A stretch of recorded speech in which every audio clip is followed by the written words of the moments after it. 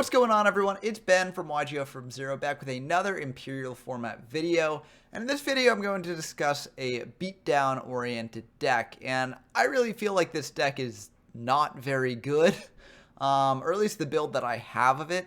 But I kind of wanted to lean into the more jank aspects of the deck, lean into that deck strategy, because this is a deck that could very easily fall under basically just a jank deck that is playing good stuff with some spicy tech cards. So I wanted to make sure that this was as beatdown as it could be, and I think leaning this direction kind of went a bit too far. But before I dive into the deck breakdown and the games, if you're not already subscribed to the channel, please do so. We're at around 570 subscribers last I checked, and I'd really like to reach 600 by the end of April. So if you enjoy my content and want to keep up to date with my videos, please do subscribe. Also, if you want to play any of the formats that I cover in these videos for yourself, we have a Discord server, link will be down in the description below, but it's a great place to find games in all these obscure and underexplored formats. Lastly, if you enjoy the video, as always, please do leave a like down below. But with that out of the way, let's dive into Beatdown. Now, Beatdown is a type of deck that I think could easily fall into a class of decks that I call quote-unquote piggybackers. And the reason I call them piggybackers is because they basically piggyback onto the good stuff deck and are basically playing good stuff with some suboptimal cards. So most of the games that they do win are off the back of the good stuff cards. Now, there's nothing wrong with this, but in terms of decks that I want to cover on this channel, I feel like these decks can often just feel like good stuff clones. So for the sake of variety, I don't really want to cover them too much. And Beatdown can very easily fall into that camp. So I didn't want to cover a sort of just good stuff deck playing some Beatdown tech cards. If you want to see an example of that sort of deck in action, you can watch the second match that I played against Jinzo on the channel a while back. That was more of that sort of deck, I think. Although it did have some spicy stuff as well. For instance, it was playing Giant Rat and Dream Clown. So it goes a bit jank in its own direction. But I wanted to focus on a deck that was just playing a bunch of beat sticks in the deck to act as removal. And so that's what we're doing. We've put in 3 Goblin Attack Force, which is the new tool that the beatdown deck has gotten. And we're also playing 1 Jirai Gumo in case we want a monster that doesn't switch to defense after it attacks.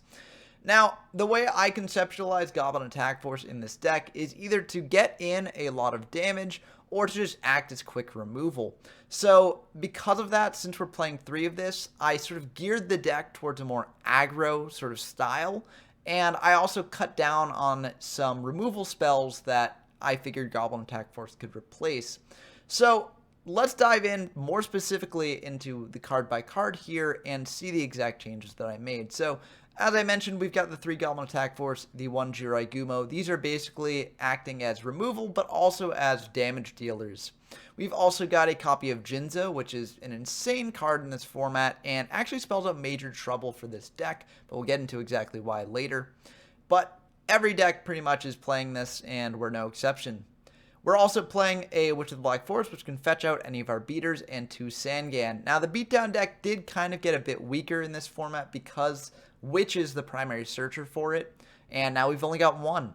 But the Sangans can search out Witch, and they can also search out some of our other monsters like Mystic Tomato, which can also fetch out Witches and Sangans. It can search out Cannon Soldier as well, which if you're dealing a lot of damage with this deck, a Cannon Soldier search at the end of the game could just wrap things up. And it can also search out Giant Soldier of Stone, which is like the one defensive monster that we're playing. We could be playing something like a Man-Eater Bug here instead, and I think maybe in future builds of the deck I will do that. But the reason I like Giant Soldier of Stone is that it sticks around on field after it's attacked into. So if you've got it in face-up defense position and also like a beater like Jirai Gumo or Goblin Attack Force, your opponent can't Fisher the Goblin Attack Force or the Jirai Gumo afterwards. So that's why we're going with the Giant Soldier of Stone instead of the Man-Eater Bug. We do have the Man-Eater Bugs in the side because I think in games 2 and 3 you can potentially smokescreen into more flip monsters like Man-Eater Bug and Magician of Faith if you think your opponent's going to side out things like Nobleman of Crossout. For the remaining monsters, we've got 3 Mechanical Chaser to act as even more aggressive pressure, and we've got a Morphing Jar in case we need to replenish our hand. This is a bit of a slower card, but I do think it's necessary as, you know, there will be situations where you're just very low on resources and you want to draw into more. For these spells, we've got a Change of Heart here. Incredibly powerful card, can pair great with Jinzo and Cannon Soldier as well, just letting you get even more aggressive. We've got the 3 hand rips, Confiscation, Delinquent Duo, Forceful Sentry, all incredibly strong. We've got Dark Hole and Raigeki to clear our opponent's boards and get in for more damage. We've got a Reborn to bring back any of our powerful beat sticks, as well as a Jinzo. We've got 3 Mystical Space Typhoon and also 2 Dust Tornado as our spell and trap removal of choice.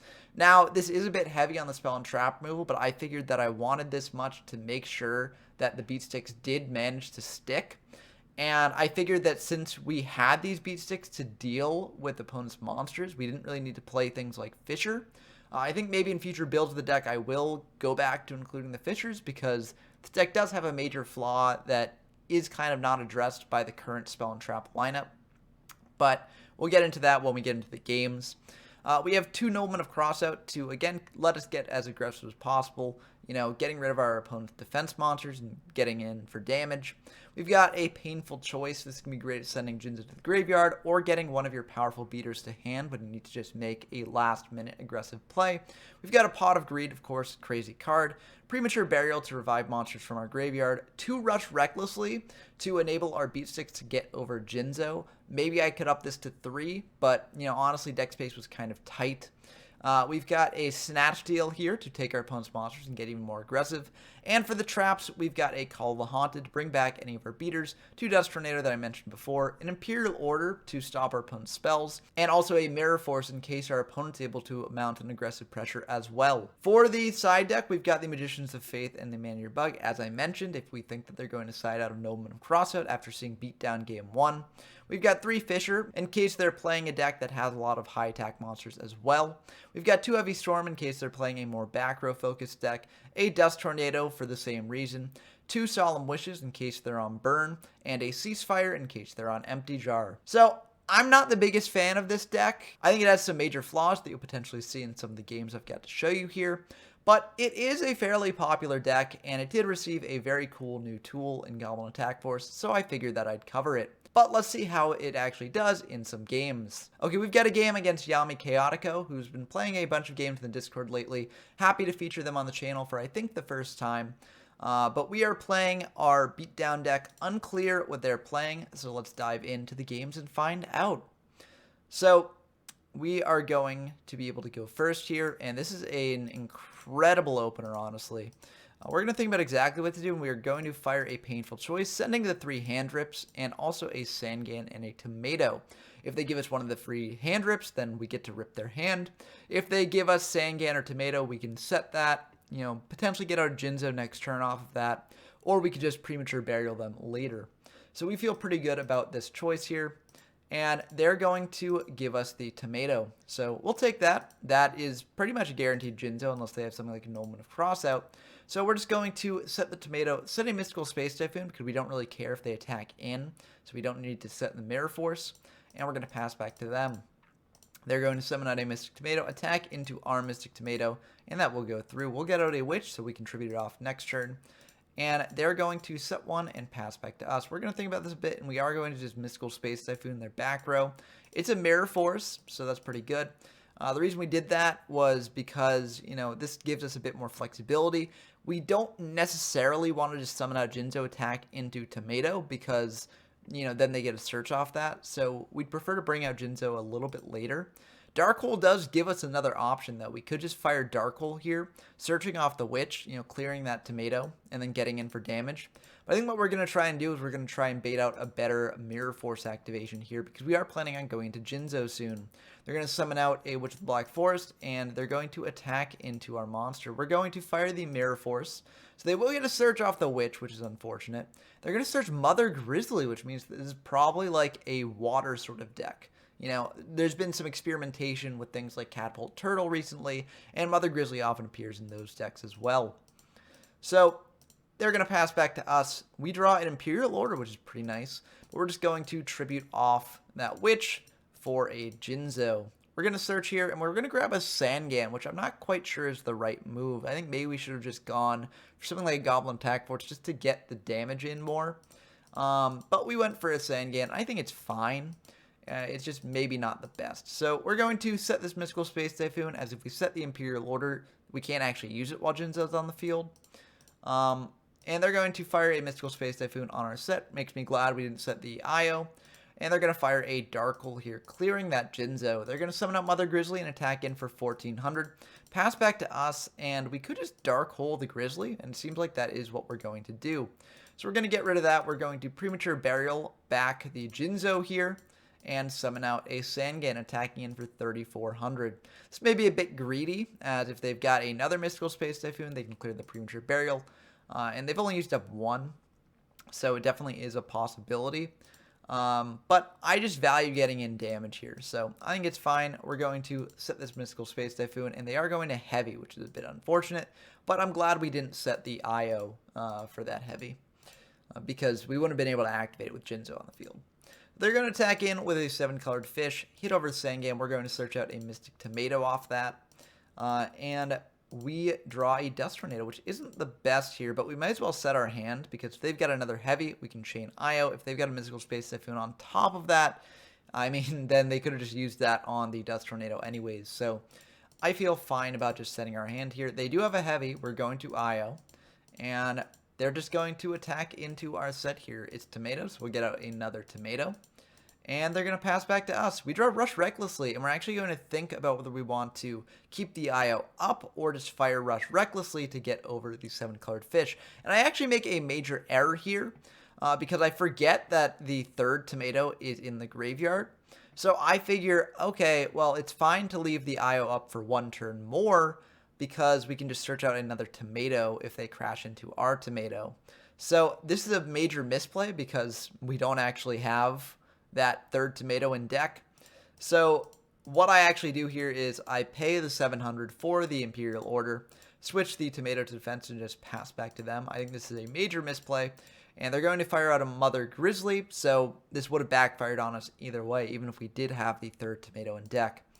Unfortunately, we bring out a Cannon Soldier here, and that will just get attacked over by the 7-colored fish. I'm pretty sure Cannon Soldier was the last target in our deck.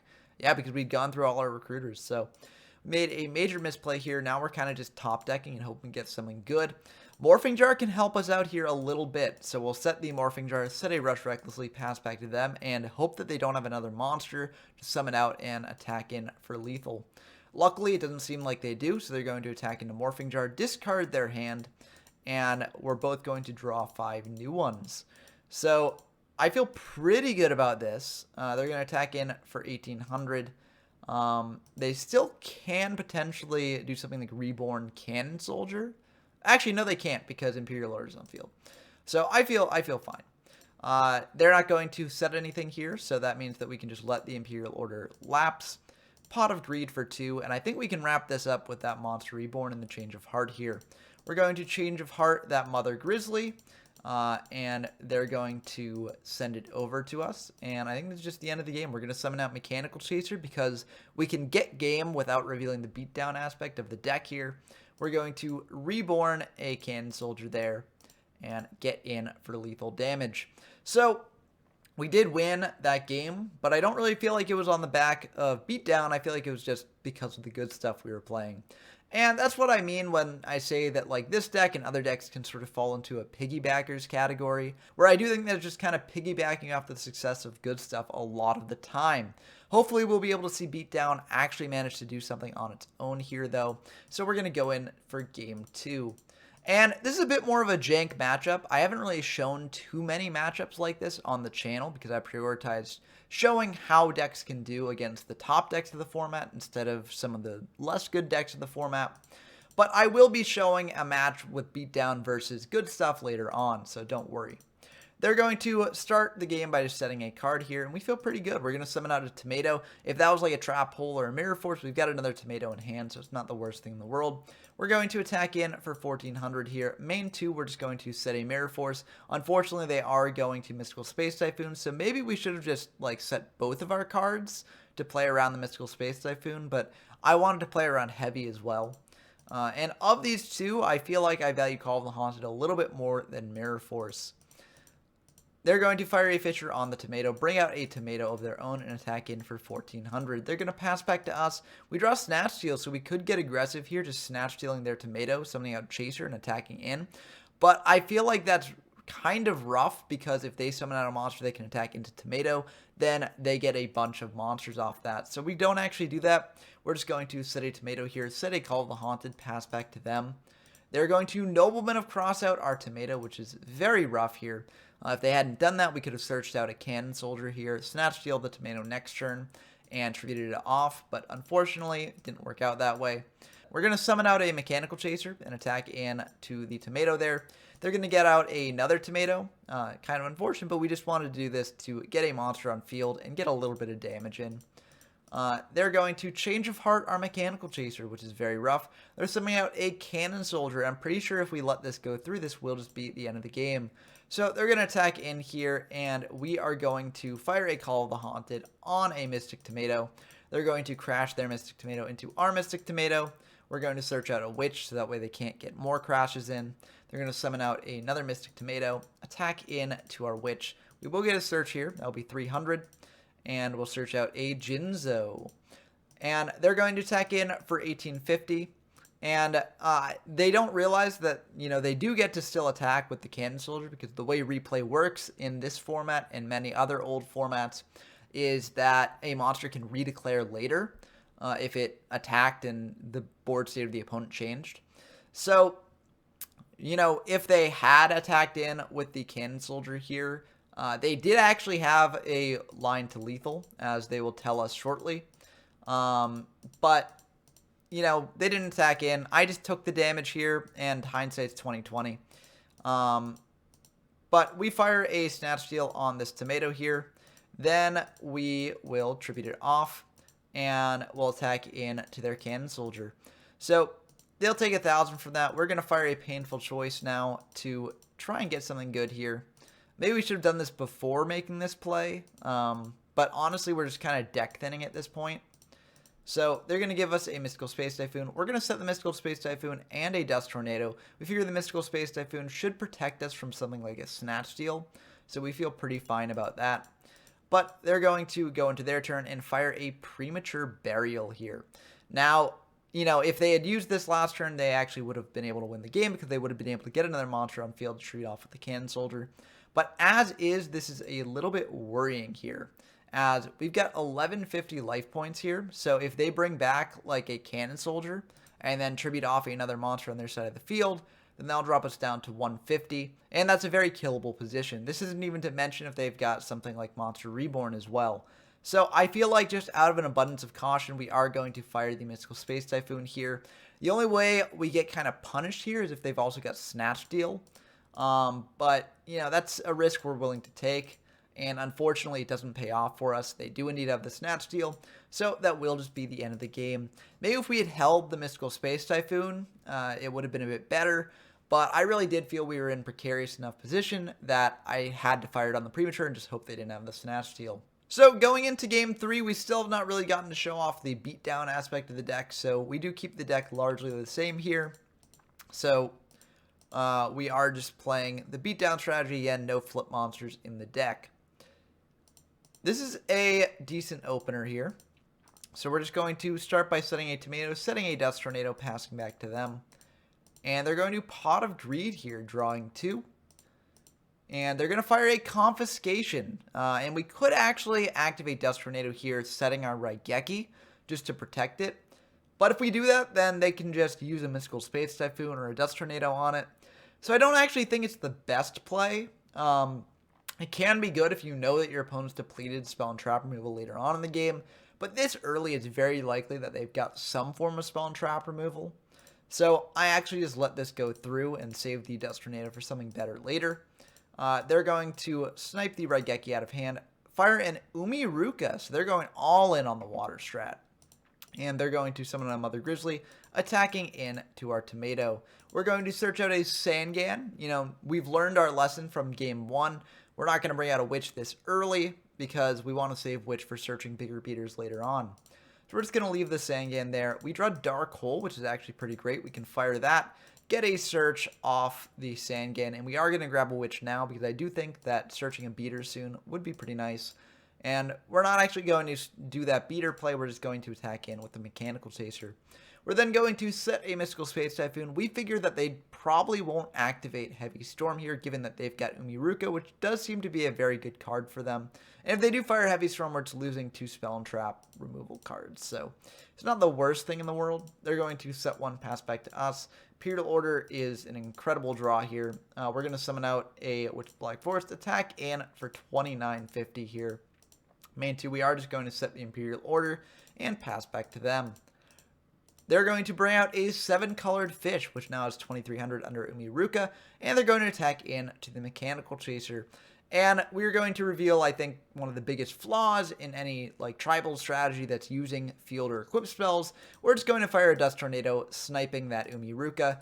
They must continue the attack because nothing's changed on our side of the field except for a spell and trap card. And so that attack will go through and they'll lose their monster. And I feel like this is why equip and field strategies just aren't really that good in this format, because you can get so majorly punished if your opponent has spell and trap removal when you're attacking into one of their monsters. So they're going to fire a Reborn. We're going to fire an Imperial Order here. They do have the Mystical Space Typhoon for the Imperial Order, so they will be able to bring back a Mother Grizzly here. But let's see if that will be enough for them. We're going to fire a Pot of Greed, and I mean, well, that's just the end of the game. Those are 2 incredibly broken cards. We're going to fire Snatch Steal, and that will be all she wrote. So Beatdown did pretty decent against this sort of jank water deck, but honestly, I can't really credit that to Beatdown. I can only really credit that to the good stuff cards that Beatdown is playing. So I think that these games do show how, you know, a lot of these jank sort of strategies can just rely on good stuff to win games, but it doesn't really do a good job of showing off how Beatdown does, like, on its own merits. I do think that the next game that I've got to show for you will actually do a much better job of that. So let's dive into that now. Okay, we've got another game against Yami Chaotico. We are on Beatdown. Unclear what they're on, but let's try and find out. We're going to open with a rock, paper, scissors battle that we do lose. So we will be going second tier, which is a bit unfortunate. Let's just hope they don't massacre our hand too much here. That would have been a pretty good opener hand, but unfortunately we are going second. And they've got Confiscation. That's pretty good. So they are going to snipe our Delinquent Duo, which makes sense. And now they know the entire contents of our hand. So they do know that we're probably on a beatdown strategy with Jirai Gumo. They're going to T-set and pass back to us. We're just going to set this Mystic Tomato here, pass back to them. We get nothing to do with Reborn. We could set it on field, but then that means they know whatever we set was one of the cards they saw, so we're just going to keep it in hand for that reason. Also, if that sets like a Mystical Space Typhoon, we don't really want to play into that. They've got a Change of Hearts. They'll be able to take our Mystic Tomato, tribute it off for a Jinzo, and attack in for 3,400. And I think this gets to a major flaw in the deck, in that, Jirai Gumo and Goblin Attack Force, and if you want to play Dark Elf too, all these cards do clear most other monsters in the format. However, the monster that they do not clear is Jinzo, and I think that's a major flaw as Jinzo is seeing so much play. So we don't really have a way to deal with this board here. We just kind of got to get a bit defensive. We're going to think about exactly what to do, and we're going to summon out a Mechanical Chaser, just hit into that Sangan, just to get a monster off their field, but they'll get to search here, and they're going to search out a Cannon Soldier, which is very good. Main 2, we're just going to set the Mystical Space Typhoon, pass back to them. Maybe we should have also set the Reborn, or maybe we should have activated the Reborn to bring back the Tomato, because we do want to save this Mystical Space Typhoon for like a Snatch Steal, given that they search out a Cannon Soldier. But they've got a Mystical Space Typhoon for our Mystical Space Typhoon, so we're going to fire our Space Typhoon in the end phase here. It's a Call of the Haunted. They couldn't actually use it to get back to Sangan because Jinzo's on field. So we feel good about sniping that. And they're going to summon out a Mechanical Chaser of their own, attack into our Mechanical Chaser, and then attack directly for a fair bit of damage. Now, we're in a pretty dire strait. They can kill us pretty easily. So what we're going to do is we're going to summon out Jirai Gumo, attack into this Mechanical Chaser, hope we call the coin toss correctly here. And luckily we do. So they're going to take 350 there. We're going to fire a Reborn, bringing back a, not a Jiragumo, a Mystic Tomato, just in case they have something like Fisher here that will just kill us if they do. So we figure the Mystic Tomato play is fine. We'll also set this Rush recklessly if they try to attack into Gumo with Jinzo. They're going to bring out a Tomato, attack into Gumo with Jinzo. We're going to fire Rush recklessly, so that way we'll be able to get over the Jinzo. And they're going to attack into our Tomato with their Tomato. We're going to bring out a Sangan here. And they're going to pass back to us, and Nobleman of Crossroads doesn't quite do anything on this board. We're just going to switch the Sangan to defense. We could attack into the Tomato with the Gumo, but we don't really want to do that because of the life point cost associated with it. So we're just going to pass back to them. They are going to Monster Reborn their Jinzo, and this is a bit worrying for us because this will likely just be the end of the game. Yep, they've got the Cannon Soldier from earlier, so there's nothing we can really do here. So that will just be the end of the game. Maybe we should have saved the Reborn, you know, for when the Jinzo was in Graveyard. But, I mean, I really do think that we needed it to bring back the Mystic Tomato just in case they had a way to deal with Gumo. But I think that game does show a major flaw in the beatdown strategy in that it can't get over Jinzo. It's playing these big beaters, but there's now a new biggest beater in town. And we're playing that too, but, like, it makes our other beaters a lot less good. So we lost that game, and let's hope we can do a bit better in game 2. This is a very good opener, but unfortunately we don't actually have any monsters. Maybe we should have like sided out some spell and trap removal, knowing that they're on good stuff. But I do think the spell and trap removal is pretty decent most of the time. And so we just gotta hope that we draw monsters soon. They're gonna Pot of Greed here, drawing 2. And they're going to fire a Forceful Sentry. So they'll get to look at our hand, send back the Change of Heart. Kind of unfortunate here. We'll shuffle that back. And they're going to bring out a Sangan, attacking in for 1,000 damage. They're going to pass back to us, and we draw Goblin Attack Force, which we are just going to go for. It's a bit iffy because, you know, they will get a search, and that whatever monster they search will be able to hit over the Goblin Attack Force here. So they actually missed the search. That, you know, this is technically an illegal game state, but like it doesn't matter. You know, this isn't, you know, a super competitive game, but in general, you know, you've got to search Sangan when it first gets sent to the graveyard. But it's fine. This is a pretty casual game, and they're going to fire a heavy, getting rid of our back row. Again, I'm pretty fine with this because those were just 2 spell and trap removals, and we've got a third one in hand. They're going to attack into our Goblin Attack Force here with their Tomato, pass back to us. We can always just Reborn or Call of the Haunted the Goblin Attack Force later, so we feel okay about that. We're going to set a Mystical Space Typhoon and a Call of the Haunted and pass back to them. We have the read that they don't have 2 Heavy Storms here because they didn't fire Heavy Storm first turn, so I feel decent about this. And they're going to attack in with Tomato. We could just Call the Haunted back the Goblin Attack Force just to have a wall on our side of the field, but we're fine taking 1,400. They're going to set 1 pass back to us, and we draw Forceful Sentry, which is pretty nice. We're going to think about exactly what to do here, and we're actually going to fire a Monster Reborn, targeting the Goblin Attack Force, having the read that that set might be something like a Magician of Faith or a Sangan or something. So we're going to attack into it with the Goblin Attack Force. That will trigger the Faith. They will add back a Heavy Storm, and Goblin Attack Force will switch to defense. We do it by the end of the turn, don't worry. But we're going to fire a Forceful Sentry here. So we'll get to see their hand. We see that they've got Megamorph, Nobleman of Crossout, Mechanical Chaser, Heavy Storm, and Premature Burial.